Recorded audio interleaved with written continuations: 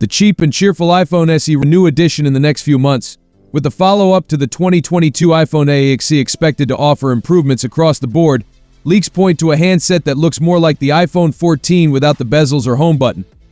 An OLED screen and a processor that can go toe-to-toe with the best phones you can buy. Since 2014's iPhone 6, Apple's smartphones have often sported two size options, yet to date, the SE has only ever had the one.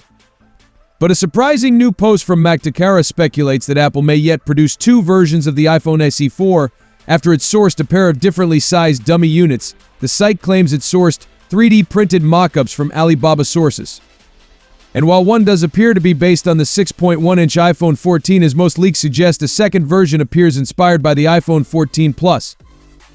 Although the site refers to the as 6.5 inches, said handset was actually 6.7, so that's likely a typo. Indeed, Mactakara's sources state that while the iPhone SE 4 was originally developed to match the iPhone 14 Plus, the regular 14 base version was added later. So could we get an iPhone SE 4 and an SE 4 Plus? That appears unlikely given the lack of any previous leaks and the fact that the plus-sized iPhones have struggled to sell well.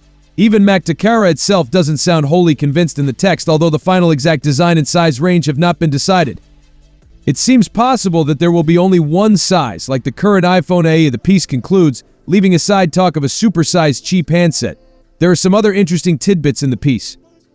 While the dummy unit previous rumors a single rear camera, a mute switch instead of the action button, and a notch for Face ID at the top, it seems that the iPhone 14 DNA is sufficient that it actually fits accessories built for the 2022 model.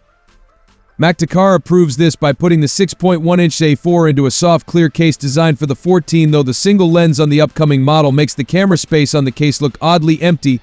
The site also manages to apply a screen protector intended for the 2022 smartphone, which fits perfectly. Aside from the single camera, the only differences Mactakara notices between the SE 4 and iPhone 14 are pretty minor. There's USB-C instead of Lightning, of course, and both the camera lens and mute switch appear smaller.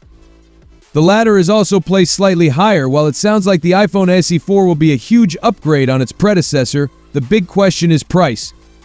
With significant improvements reportedly incoming, it seems unlikely Apple will maintain the $429 starting price of the last model, and how much higher it goes will ultimately decide where it ultimately places on our list of the best cheap phones in 2020.